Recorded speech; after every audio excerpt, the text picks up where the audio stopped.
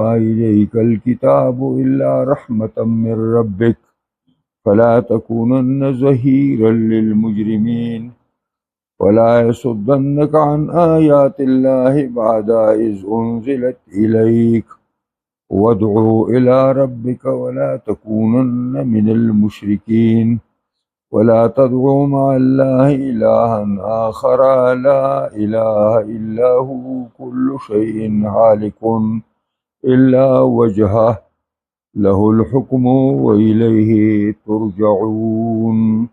صدق الله مولانا العظيم. دا د سورة قصص آخری آیاتونه دي. انشاءاللہ نن با الله وغواړي دا با اختتام ته دا سورت ورسیږي.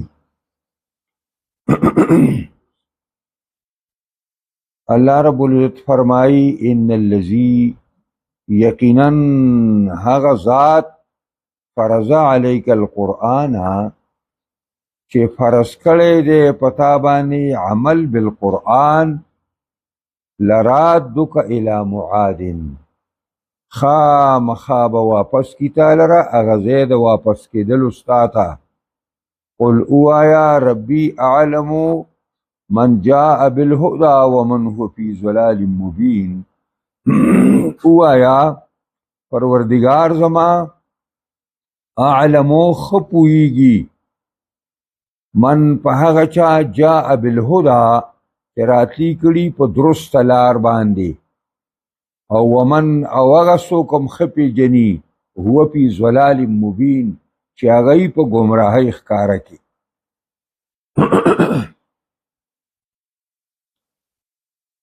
دا ان الذین مراد ذات الله تعالی دی او فرض دلته په معنا د وجب باندې دی او علیک کې مخاطبه ده د جناب رسول الله صلی الله علیه وسلم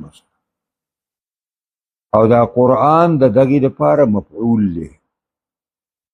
نو قرآن در باندې فرض کړی دی یعنی قرآن در باندې نازل کړی دی او دا دی قرآن باندې عمل کول پتا باندې فرض کړی دي پتا باندې واجب کړی دي چې تبا د دې قرآن تلاوت کې دا پتا فرض دی.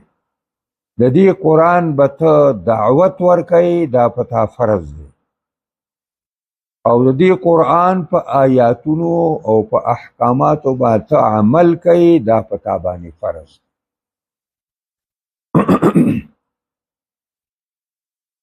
نو یقینا هغه ذات چې لازم کړی دی پتا باندې او نازل کړی دی پتا باندې قرآن او عمل بالقرآن لرادک عمدغه ذات به واپس کوي تا لرا الی میعاد زید واپس کېدلو. نبی صلی الله علیه وسلم چې کله د مکې معظمې نه په هجرت باندې روان شو او جحفې ته ورسېد.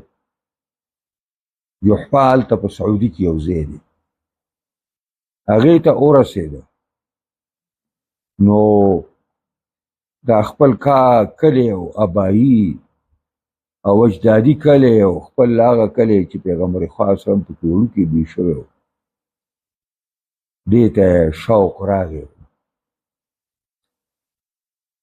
مینه راله چې ګوره مانه خو داسې یو معزز خپل کلی چې د الله کور پای کې آباد دی ارانه پاتې شو. نو الله رب العزت ورته تسلي ورکړه چې پیغمبره صلی الله علیه وسلم خفه کېږه مته نن خو دې خلکو ته په د مکې نه په ایستلو باندې مجبوره کړې او په مجبورۍ باندې ته د مکې معظمې نه راوویستې او کوم رب چې در باندې قرآن نازل کړی دی او عمل بالقرآن در باندې لازم کړی او ماغه رب به دې مکې ته دوباره راولي او چې رالی نو ستا به یو شاني بیا ته به یو غالب دې کلي ته راشي فاتح به راشي ته به یو حکمران راشي دا نن چې ټول بدماشي کوي دا به تا ته سلامونه کوي بیا دا به ستا د غلامانو د چاکرانو په شکل باندې وګرځي نو دا صورت مکی صورت دی دا صورت مکی دی دا مکی دی که مدنی دی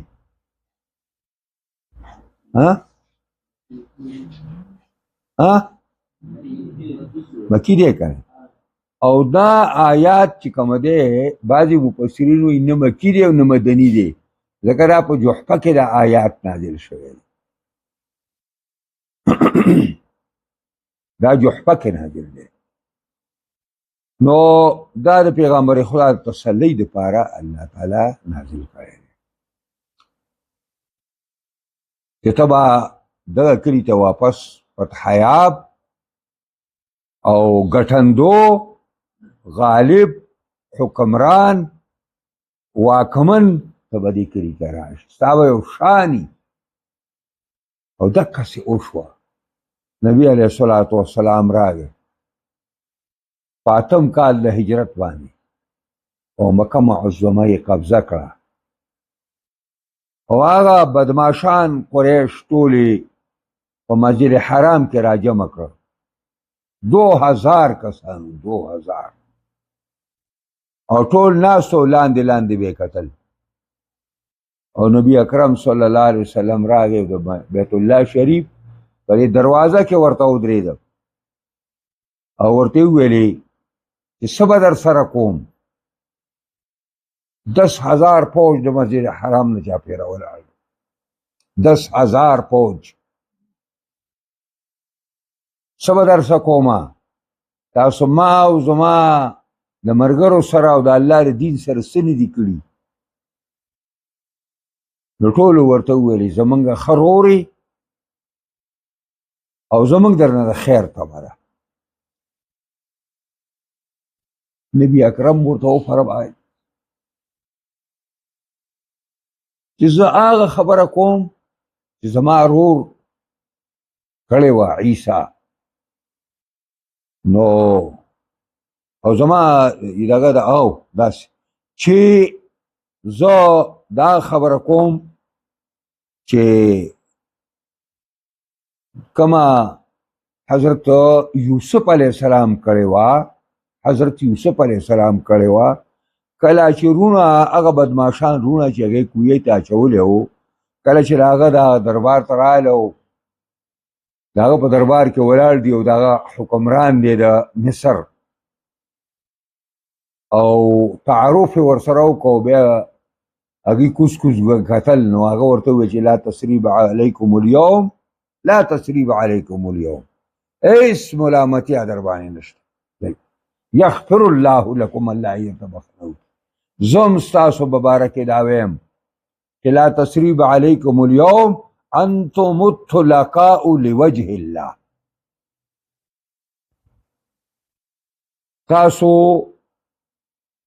هیڅ ملامتیا در باندې نشته او د الله د پاره مې آزاد کړي د الله د پاره مې آزاد کړي دا هغه شان دی چې په دې شان باندې جناب رسول الله مکې معظمې ته واپس الله تعالی راوست مشرکانو د مکې به د محمد صلی الله علیه وسلم بارک ویلي ته ګمراه شوی ته ګمراه شوی دا دې قرآن نه ثابته ده چې د هر باطل پرست د حق پرست په باره کې دا عقیده ده چې دا ګمراه دی دا بې لارې دی زموږ باره کې دا خلک وایي دا لیوني دي وایي دې سره فلسطین د مسلمانانو غم هم دی او دی د کشمیر د مسلمانانو د وجې نه ولخو وایي دا لیونی نه دی لیونی خو هغه چې تر ډوډۍ خوري او بار ته ځي هغه لیونی چې هېڅ غم ورسره نه وي لیونی چې هغه څه هېڅ غم نه وي زمونږ په دې میرآباد کې او په دې کې لیوني دي په دې مندړي کې په دې چوکونو کې ولاړ دي پولیسو سره دا ګاډي خوا کوي ښه مزېدار خوشحالي هر وخت یې خاندي. نو نبي علیه السلام ته ویل چې ته ګمراه انک فی ضلال مبین، ته په ښکاره ګمراهۍ کې.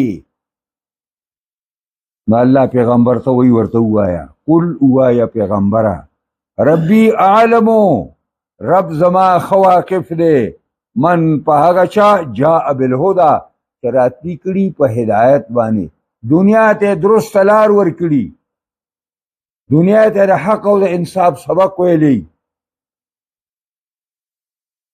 او دنیا ته یو رڼا ورکړي. او دنیا خلق د بت پرستۍ او د بيدینۍ او د بد عملۍ او د بد چلنۍ او د ظلم او د جبر نه چې کوم دی خلق خلاصوي. آیا دغه کس غوره دی او کنه هغه څوک چې په ښکاره ګمراهۍ کی؟ د دې مخکې نه مفسرین لیکي یعنی نفسه، نبی اسلام ځان یادوي. من جاء بالهدى په هدایت چا راته کړي؟ حضرت جناب رسول الله. او په ګمراهۍ ښکاره کې چې 300 د پاسه بوتانو دا مشرکانو په مسجد حرام کې په بیت الله کې شي. څو ګمراه ښکاره کارها مشرکانی مکه دي.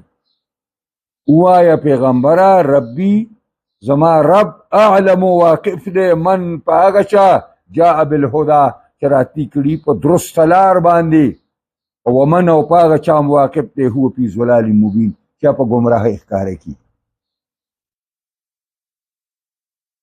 وما كنت ترجو ان يلقى اليك الكتاب الا رحمة من ربك فلا تكونن ظهيرا للكافرين.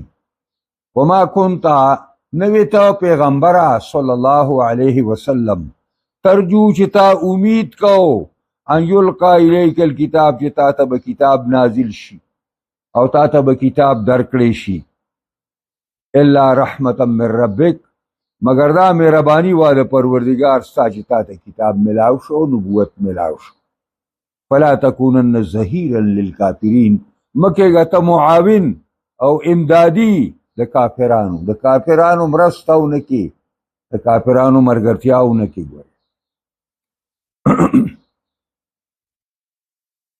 دا نبی علیہ الصلوۃ والسلام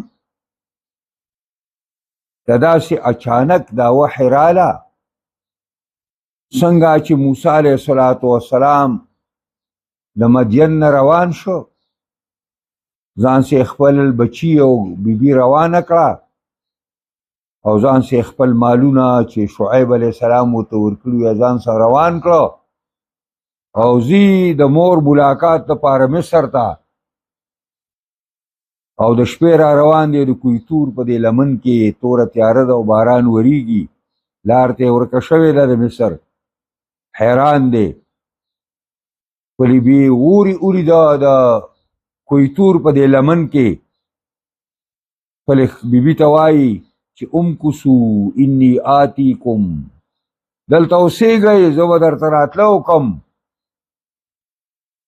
په یو اور باندې، او یا به زه تاسو ته د دې نه راتله وکمه په یو خبر باندې، دلته به سوکي دا اور به بل کړی لار به راته وښیي.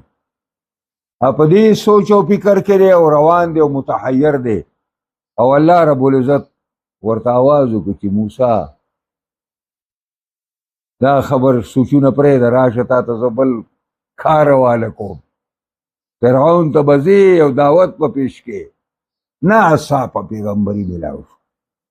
د موسی علیه السلام په خیال او ګمان کې نه وه، نه جناب محمد رسول الله دی نه مخکې 40 کاله په مکه کې تیر کړي دي، نه د چا نه د چا د خولې دغه د خولې نه چا دانه دی اورېدلي چې زه پیغمبرۍ په تمه باندې ما چې ما ته به پیغمبري میلاویږي او ما ته به کتاب، دا هېڅ پرې ګوی نشي ورکولی. او دا نه هغه خپلې بیبي ته داسې څه ویلي دي کوم چې د هغه رفیق حیات و مشره بیبي حضرت خدیجة الکبرى رضی الله تعالی عنها هغې ته هم څه دي ویلي. حضرت ابوبکر صدیق خالص دوست دی د هغه زمانې نه هغه ته هم څه دي ویلي چې ګینې زما داسې څه امید دی چې ما ته به څه وحي وشي او ما ته به کتاب میلاو شي او ما ته به پیغمبر میلاو شي. خو د آخري 40 کالو چې دا 6 میاشتې پکې پاتې شوې نبی علیه الصلاة والسلام حدیث د بخاري دی چې هغه باندې دا ځان لوالی ورته ډېر غوره شي چې بس ځان له چېرته یو ځای کې ناست یو الله یادوي. نو غارې حرا ته به ته دا د حرم شریف نه په 3 کیلومیټره کې ځای دی په غره کې.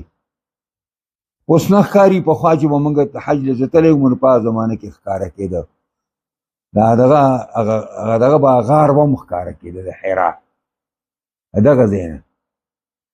نو دای کې به ته او هفتې به یې تېرولې. خدیجة الکبرى به له خوراک تیاره وه به یې ځان سره وړه او کله کله چې به رانغې نو هغې به خوراک واخیسته او لا بړه او خوراک بیا دته به و او بیا کور ته را روان دی او اچانک هلته فرشته راغله او نبي علیه الصلاة والسلام ته وحي شروع شوله. نو دا ناڅاپه داسې خبره وه دا څه نبي علیه السلام نه دا څه تمه وه نه دا خیال و بلکې الله تعالی ورته اچانک دغه دا لوی بوج او منصب رسالت باندې سرفراز کو. وما كنت ترجو نوې ته پیغمبره چې تا امید کو ان یلقا الیک الکتاب چې تا ته به کتاب میلاو شي تا ته به نبوت میلاو شي او دا لام استثناء منقطع چې شي دا په معنا د لکن دی لکن رحمتا من ربک مگر دا مهرباني ده د پروردګار ستا د رب مهرباني ده چې تا ته کتاب درکو او تا ته منصب رسالت باندې فایز کړې دا ستا د رب خالصه مهرباني وه. او همدغه وجه وه چې نبي علیه السلام ته کله وحي وشوله او جبریل راغی او هغې کې د 3 ځله ونیو اقرا او دی ورته وایي ما نه بقارئن او بیا په آخر کې دا شروع شو دا 15 آیاتونه نازل شو.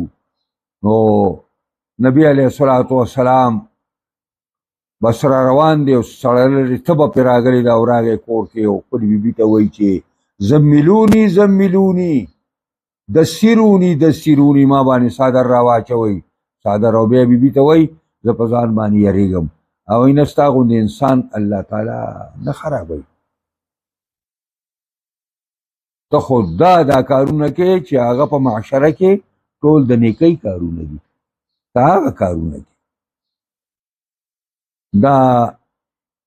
نو الله ورته وایي چې تا ما باندې ما دومره لوی احسان وکړو چې ته تعالی ما کتاب درکړه قرآن عظیم الشان کتاب تا ته درکړی شو او ته په نبوه په منصب رسالت باندې فایز شولې او خاتم النبیین شولې او د تمامو پیغمبرانو سردار مې ساز کړې.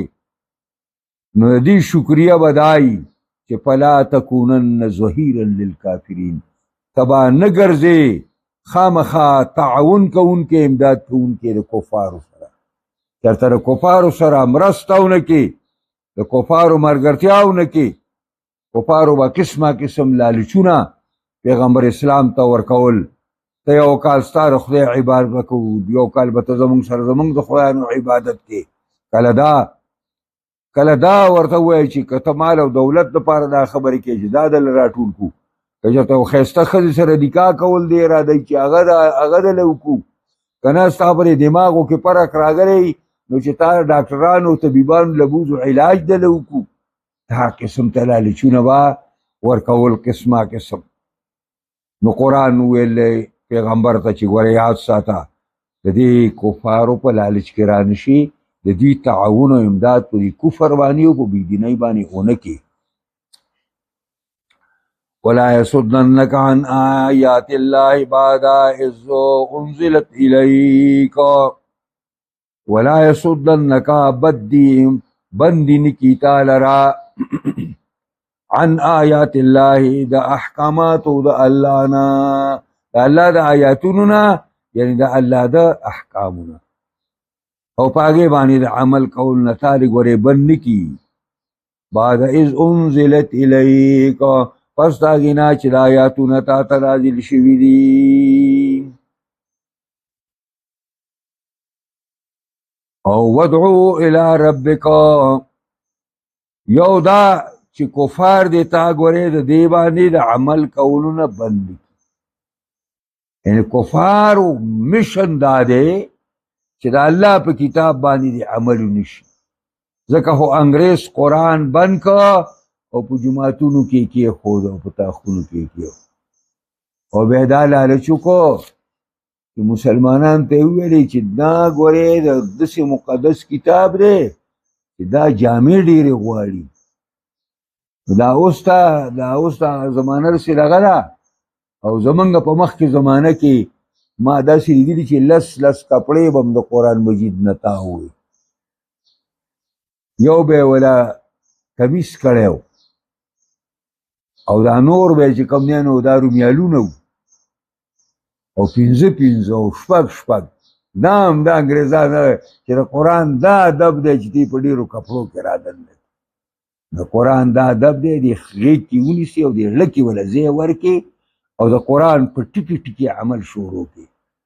دا د قرآن قدر دی. قرآن دی بند شوی او ته دی په جماعت کې انګریز بند کړی دی، ته ښه مسلمان یې. دا تبلیغي دی او دا حاجي دی دا مولا دی او دا پکې چې کوم دی نو دغه دی پلانې دی او دا پلانې دی. قسم په خدای که په دې خبرو ټولو موږ خلاف شو په یوه باندې چې سم هم بډه نه والي دی ته که نه چې انګریز دا قرآن بند کړی دا موږ آزاد کړی نه په پاکستان کې. دا جماعت اسلامی پاکستان چې کوم موقف دی که نه دا بالکل درست دی چې دا اسلام آباد مسلمانول پکار دي.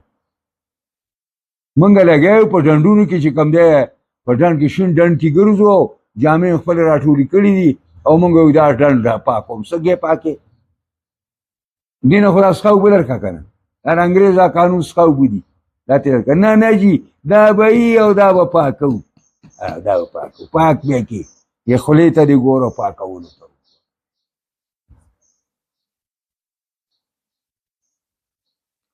او دویم ودعو الى ربک، دعوت ورکوه خپل پروردګار ته.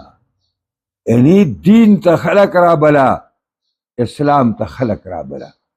د دې وجې نه نبي علیه الصلاة والسلام مشرکان سخت تنګ کړي، کور په کور به ورپسې ګرځېده او بازار په بازار به ګرځېده او دکان په دکان به ګرځېده او هر چا ته به یې دعوت ورکړه.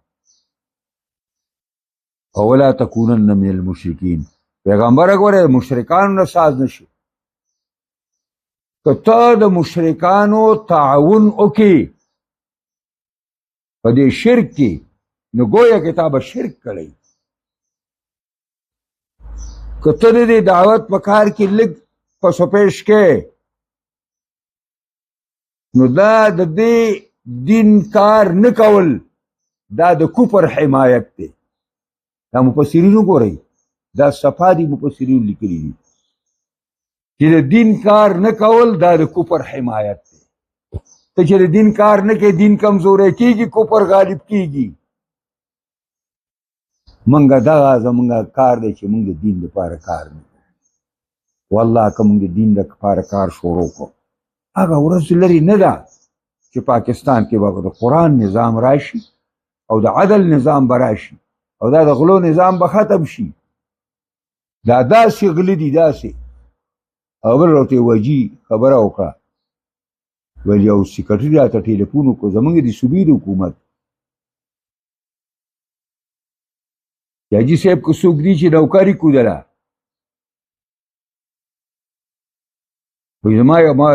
زما یو زوی دی 12 پاس کړی دی چې دا که ټیک دی خو ګورې پیسې به 85 लाख روپۍ لګي. پیسې به 85 लाख لګي. هغه وایي ما د زوی سره سره کوله بل زوی دی د هغه سره وی هغه راته ویل چې ورځه پې دا وله ورکه نو چې ما بیا ټیلیفون کوی هغه راته ویل چې هغه شی خر شو.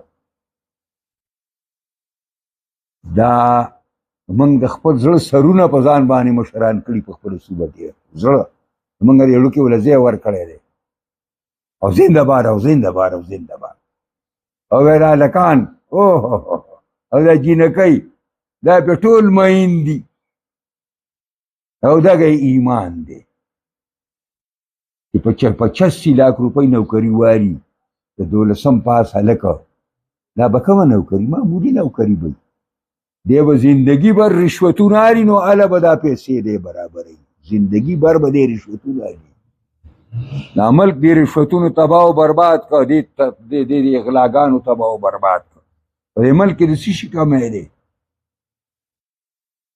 دې کې د ایماندارۍ کمی دی بس ولا تکونن من المشرکین لکه مشرکانو نه ساز نشي دا جناب رسول الله صلی الله علیه وسلم ته وایي او په حقیقت کې دا امت ته ټول خبرې امت ته دي نبی علیہ السلام معصوم دی هغه نه شرک کړی دی او نه کوي نه د کافرانو مني نه د کافرانو سره موافقه کوي نه د کافرانو سره ملګرتیا کوي دا د امت ته وایي دا امت محمدي ته وایي چې دا په کوپارو ورسوري دي دغه عربو شیخانو بې غیرتو او بل چې خپلې ښځې راویستې او ټرمپ سره یې میلاوولې او بیا د دوبۍ بې غیرتو ورته سرتور سر راویستل سرونه به ورته دا چل کوه دغه ته ماجسه مې په سجده ورته سملولی وی که نه نو به زه به یې خوند کړی وی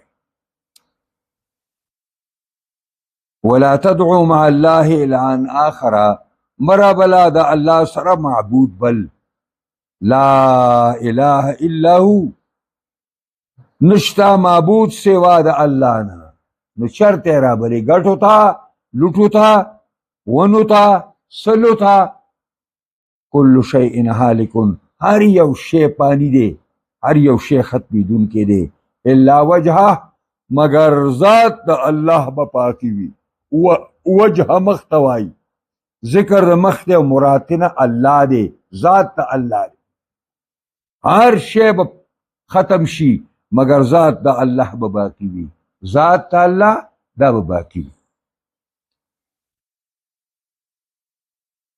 قرآن کی بځای الله فرمایي کل من علیها فان څه چې په دې ځمکه دي دا ټول ختمېدونکي دي ټول ختمېدونکي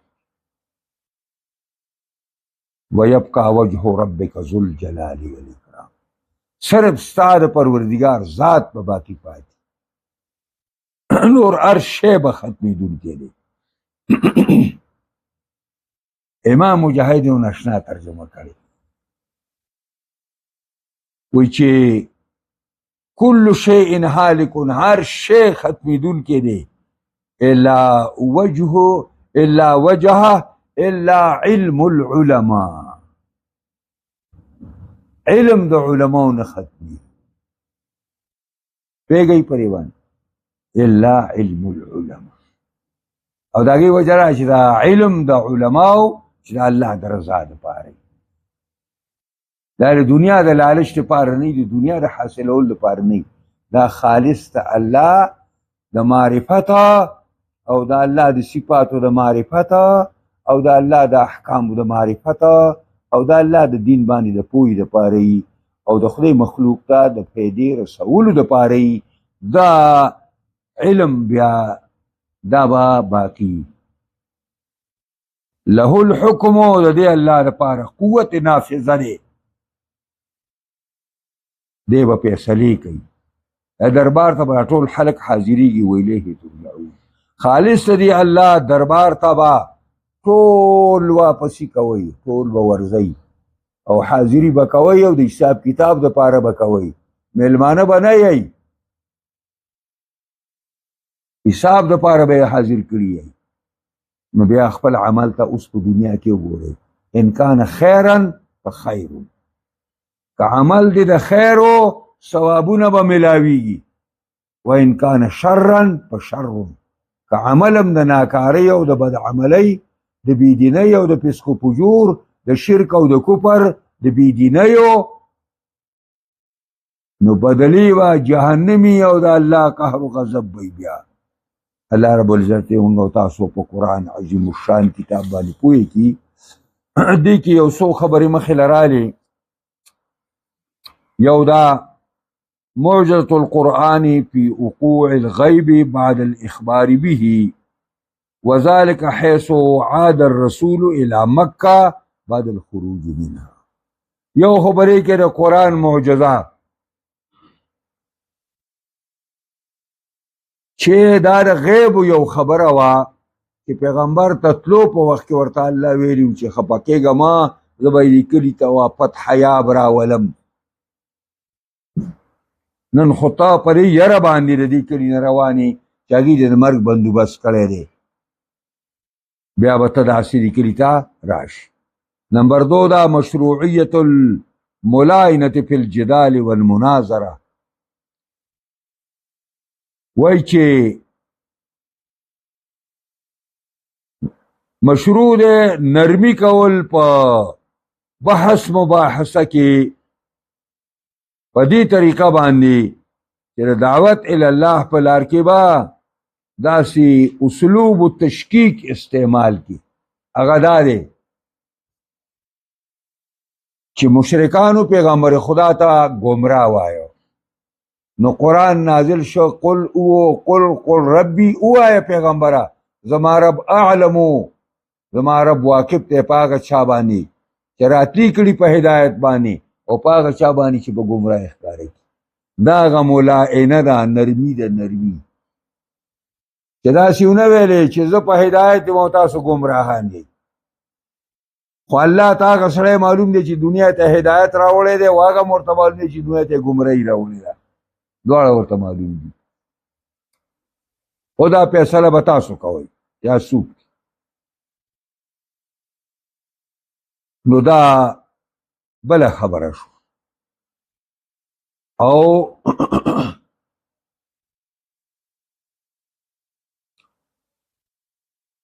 دریم دا چې حرمت و معاونت الکفار دا ټکی لږ زکئ. حرام دی د کفارو تعاون کول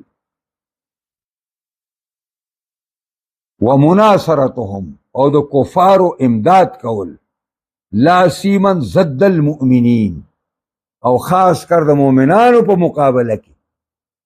اوس دا دبئی چې کله د یمن مجاهدینو د امریکې ته لار بند کړه په سمندر کې